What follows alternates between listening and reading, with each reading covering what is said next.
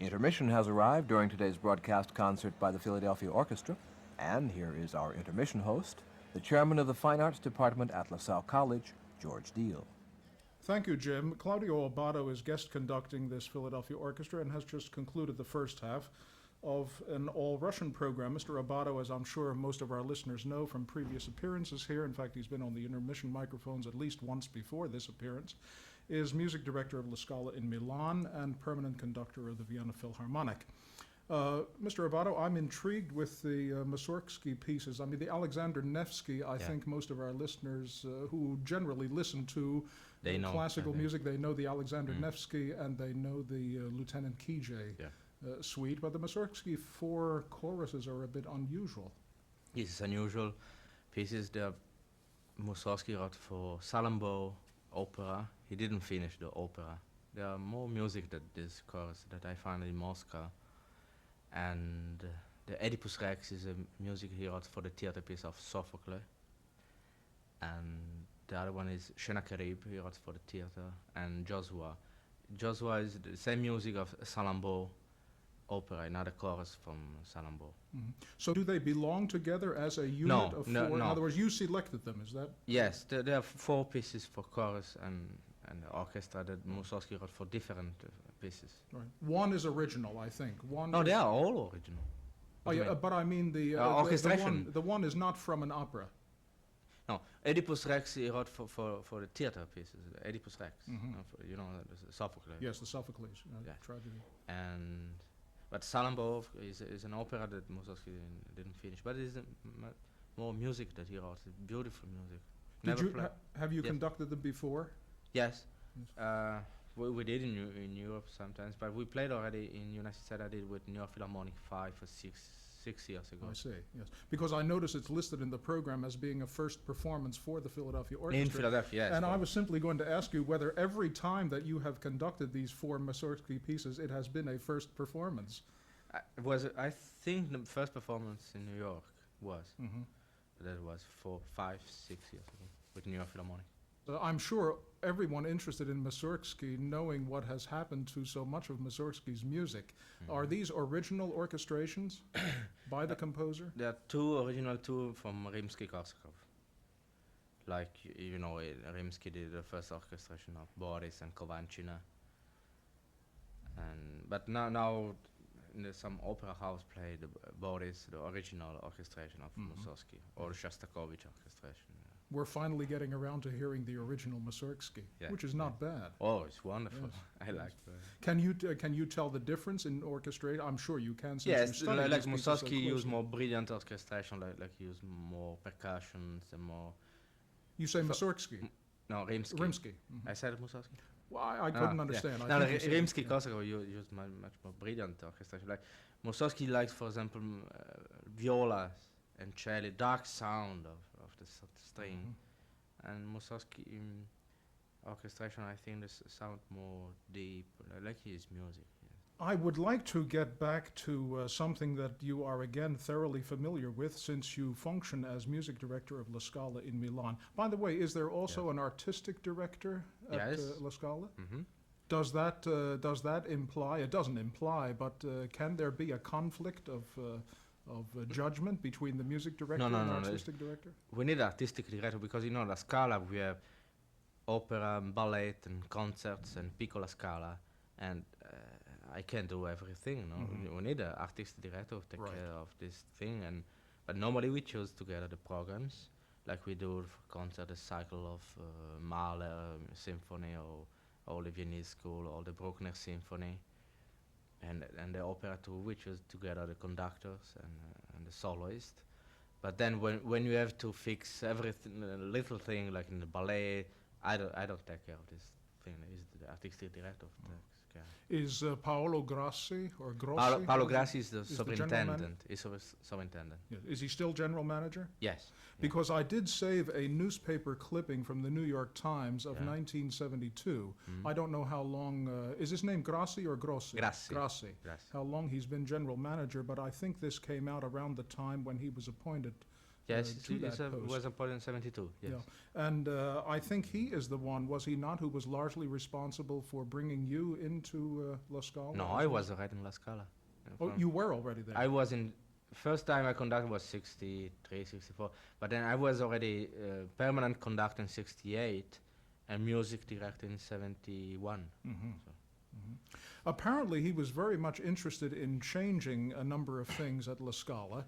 Who, Paolo Grassi? Grassi and yourself. Yes, we did many things like we did extra concert, extra performance of the opera for students and for worker and for union workers, you know, like with special price, very low price. They pay just $1 for performance. Mm-hmm. So we have new audience, and Teatro La Scala now is open for everybody. I remember reading about the Wozzeck Yeah. production, in which case I think you also did the Bichner play.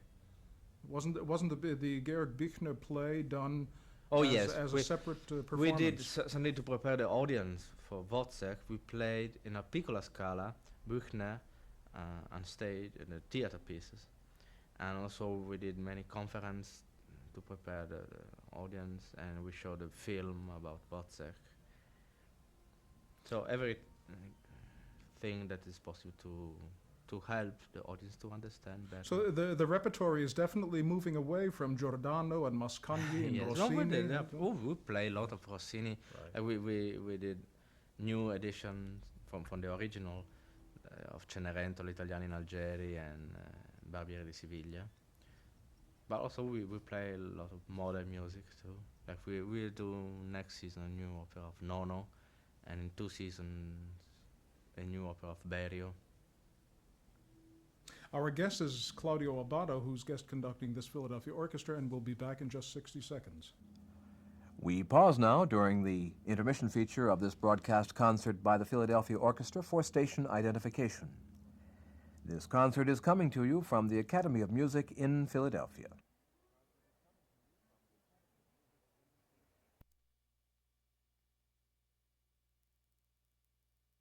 We return now to the intermission feature of today's broadcast concert by the Philadelphia Orchestra. Here again is George Deal. Now, the La Scala season, I believe, the opera season runs from December to May. Exactly. Right? Yeah. And do I understand correctly that you do a concert series before the operatic season and also one after the operatic season? Yes. No. In terms of the repertory that you mentioned just before, you did all a Mahler cycle, all the Mahler symphonies yeah. and a Bruckner cycle. Yeah. And I think in this same article, or perhaps it was a different an interview that you once gave to someone in New York a few years ago, Yeah. when you said you also intended doing a Schoenberg cycle. Yes, we did. You did do the Yes, Schoenberg we did. cycle. In the last years, all chamber music for orchestra, and the piccola scala we play all chamber music of. Now, with an Schoenberg. orchestra, it functions in the pit from December until May. Yeah. Is it a very difficult thing to make such a radical change in repertory to, say, the orchestral works of Schoenberg? No. You know, we have we have more rehearsal than American orchestra, and I think the Scala orchestra now, there are many young players, there are many new musicians, and it's a very good orchestra. The Italian conductors have come out of the pit, haven't they? Now, that's not a very gracious way of saying it, but I think, for example, of, well, I can think of only 4 really prominent Italian conductors. One, Arturo Toscanini and Guido Cantelli, and Carlo Maria Giulini and Claudio Abbado. I don't know whether I've missed any along Oh there. yes, you missed. Did I miss some? Yes, Some really De Sabata. De Sabata, yes, I Victor was was a thinking great of conductor. yes. And Franco Ferrara was a great conductor. Yes. Would you be content to be a pit conductor? In other words, an operatic conductor? I like both. I like to conduct concert and opera, but I don't like. When I conduct opera, I love opera. When I conduct concert, I love concert. So this is. You can't say this opera conductor or concert conductor. How did you come to conducting? Oh, you know, my family, everybody plays some instrument, so I'm born in the music family, because my father is a violinist. So I started very early to play piano, And I decided when I was 7, 8 years old to be a conductor. Was that a serious decision, or Yes, was that well, it was just serious. a child? It wasn't no, just but a childhood you know, fantasy. we are 4 brothers, and everybody was very serious at this age. Like my young brother, at 7 years, he decided to be architect, and he became an He architect. became an architect, very good architect. Well, the Abbado family is obviously a determined family. Once Yeah, you make yeah. up your mind, that's Yeah, it. yes. Like my mother, for example, books for children. She decided to be a writer. She played piano too. Well, was the winning of the Metropolis competition, was that the really big break? Yes, that's your career. helped me really very much. Now, you've had two marvelously contrasting programs in your stay here in Philadelphia. Last week you did a Schubert, Mozart, Schubert, and Richard Strauss program. Yes, Viennese program. And this week it was completely Russian. Yeah. The next time you come, you may bring another piece by Luigi Nono. No, that we did last season. No, next season we already fixed Mahler 3rd and Bruckner 7th Symphony. Oh, I see. Yeah. Well, it'll be my great pleasure to have you at the intermission microphones again. My guest has been Claudio Abbado. Thank you very much. Thank you. It's a pleasure for me. Host for the intermission features during broadcast concerts by the Philadelphia Orchestra is the chairman of the Fine Arts Department at LaSalle College, George K. Deal. This concert is coming to you from the Academy of Music in Philadelphia.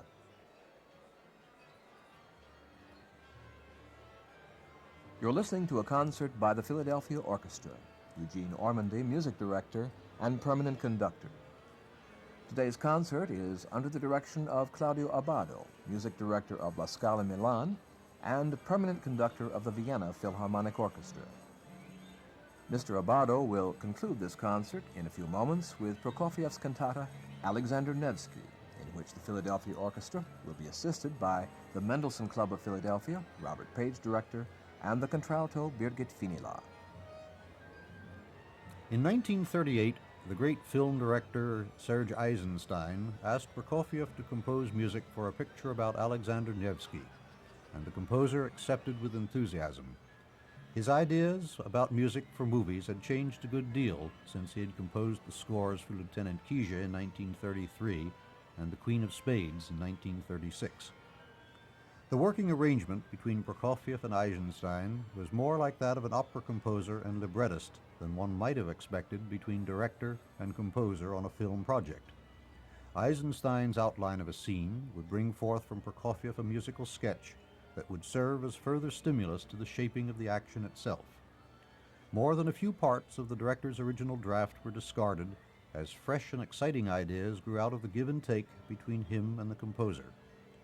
The music became as much as, and perhaps actually more than, the spoken dialogue in terms of importance in achieving the moods and effects Eisenstein had in mind. It was, in short, a collaboration of unprecedented proportions, and one which, as several commentators have noted, wrote a new chapter in film history. Precisely because his music was so inextricably interwoven into the essence of the drama itself, Prokofiev recognized that a mere suite would not be an adequate format for concert use of this material. He produced instead an extended dramatic cantata, which has, since its first presentation in 1939, become one of his most popular works in any form and one of the most successful choral works of this century. In the USSR, the cantata, like the film, immediately earned the status of a patriotic epic. But nowhere has it been more firmly integrated into the standard repertory than in the United States, where it was first heard in 1943. The 7 sections may be briefly described as follows. 1. Russia under the Mongolian yoke.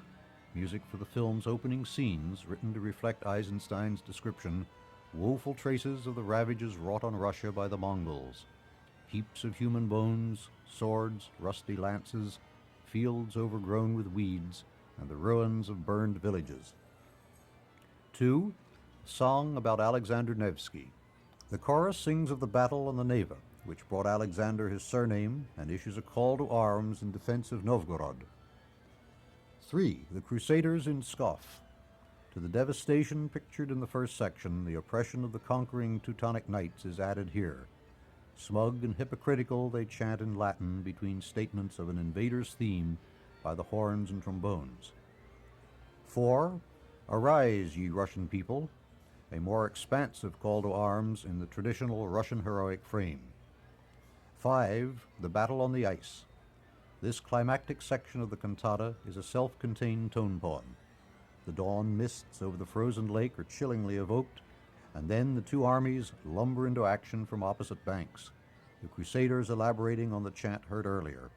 Suddenly the action accelerates, and the opposing forces collide, the Russian and Teutonic motifs flinging at each other furiously until the shattering end of the fighting and the disappearance of the Teutonic knights beneath the water. Over the stillness rises the hymn-like theme first heard in the preceding movement. 6. The Field of the Dead. Through the quietness of the snows, a Russian girl searches among the bodies for that of her lover, her song mournful but also proud. And the 7th and last movement, Alexander's entry into Pskov. After the mourning comes jubilation, as the hero is welcomed by the liberated city. All the Russian themes from the earlier movements are heard again, together with new material in a light-heartedly festive mood. At the end is a hymn of victory and rededication built on material from the 4th movement.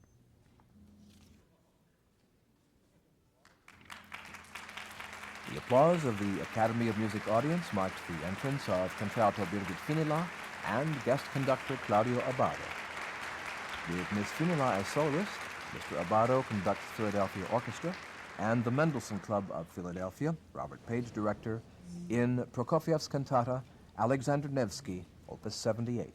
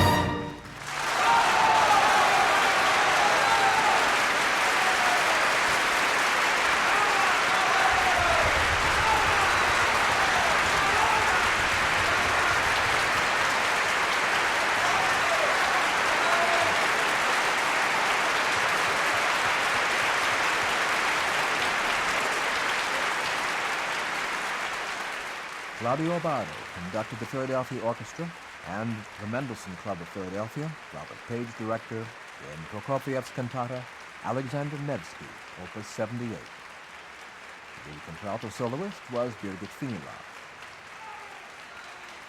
In response to this applause, Mr. Abbado has asked the members of the Mendelssohn Club and the Philadelphia Orchestra to rise and has asked Robert Page to join him and Birgit Finila at center stage.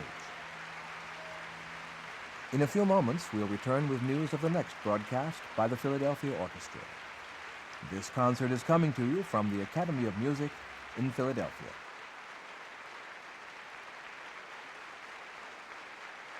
We invite you to be with us next week at this time for another concert by the Philadelphia Orchestra. Eugene Ormandy, music director and permanent conductor. The program will be under the direction of Mr. Ormandy, who has scheduled 2 works by Arnold Schoenberg on the first portion of the concert, 5 pieces for orchestra, Opus 16, and Concerto for Piano and Orchestra, Opus 42. Soloist in the piano concerto will be Walter Kleen. These works are being performed to mark the 100th anniversary of the composer's birth. The program will conclude with Tchaikovsky's Symphony No. 3 in D major, Opus 29, the Polish Symphony. Music commentary for the Philadelphia Orchestra broadcasts is by the orchestra's assistant conductor, William Smith, and is based on notes by the Philadelphia Orchestra's program annotator, Richard Freed. Producer and recording director of these broadcasts is Albert L. Borco, Jr. Audio editor is Donald F. Wetzel. Production consultant and host for this series is James W. Keeler. This program is a pre-recorded production of station WFLN and Magnetic Recorder and Reproducer Corporation in Philadelphia.